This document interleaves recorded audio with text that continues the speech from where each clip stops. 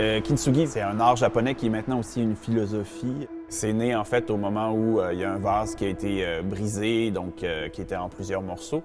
Et plutôt que de le réparer, de faire en sorte qu'il redevienne intact et que cette cassure-là du vase n'apparaisse pas, ce qu'ils ont décidé, c'est de mélanger la colle avec une forme de poussière d'or qui a fait en sorte que tous les morceaux, toutes les fractures et les cassures du vase étaient apparentes. L'objet continue à vivre, mais avec ces marques-là, ce témoin-là du passé. Puis c'est devenu une philosophie de se dire que l'être humain aussi peut savoir que chacun des chemins est sinueux, que chacun des chemins est pas nécessairement facile, puis de trouver comment, justement, ces moments-là qui sont un peu plus ardus, qui sont un peu plus chaotiques, comment on peut en sortir grandi, puis aller vers une lumière qui est un peu plus grande.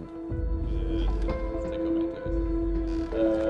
Je pense qu'avec un thème comme celui-là, qui parle beaucoup du bagage, du passé et tout, on va avoir du plaisir à travailler sur les imperfections.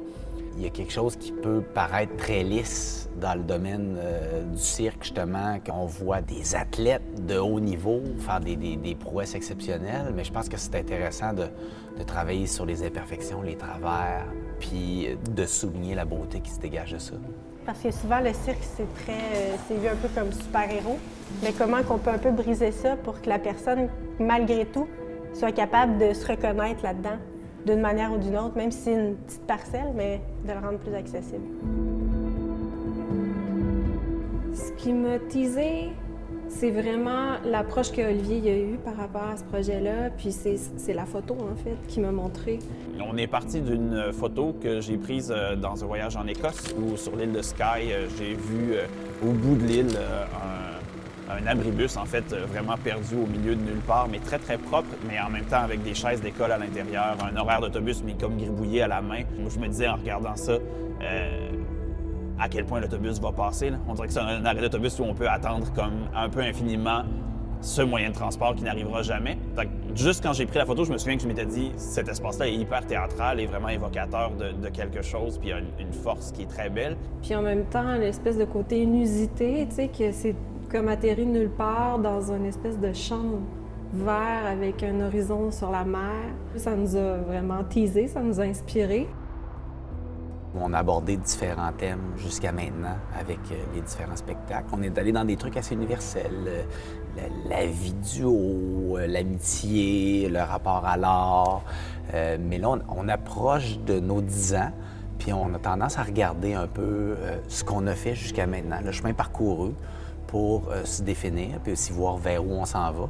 Puis le spectacle s'inscrit là-dedans, dans justement les traces que laisse ton passé, qui font en fait la personne que tu es, puis la personne que tu vas devenir.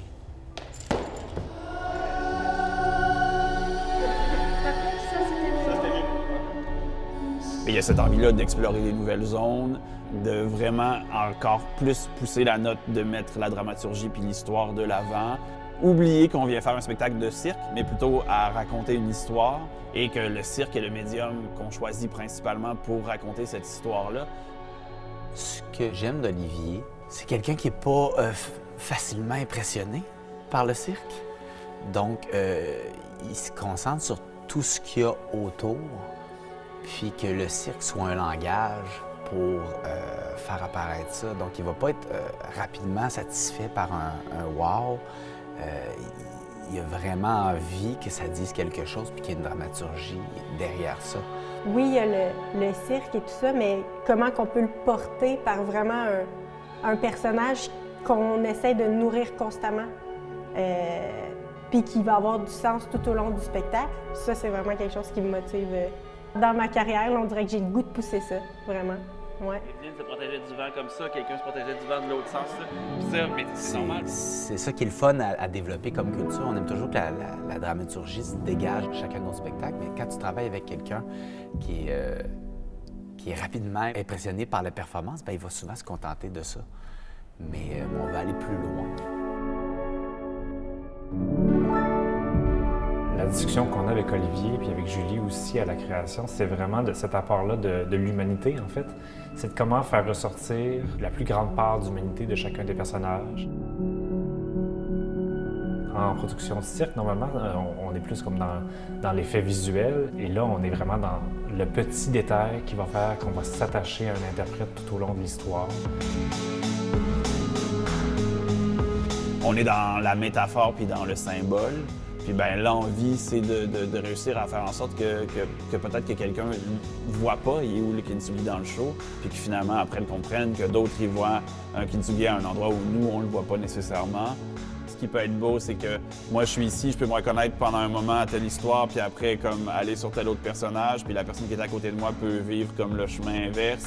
On peut peut-être avoir l'impression que tout ça nous est étranger pendant un moment, puis finalement arriver chez nous, puis tout d'un coup trouver des connexions, de se transposer, peut-être des fois, tu sais. Puis c'est pour ça que le personnage est important, parce que la majorité des gens dans la salle faire un triple back en sortant d'une bascule, et ils sont pas capables de le faire. Mais par contre, se souvenir d'un moment où ils ont vécu quelque chose de difficile, ou le premier rayon de soleil du matin dans leur face, ça, la plupart des gens l'ont vécu. Fait qu'on est capable de connecter avec ces gens-là, faire en sorte que l'histoire est établie, puis ben, après, le cirque fait en sorte que ça extrapole, ça fait grandir, ça amène une nouvelle dimension, mais au moins la connexion humaine a été établie.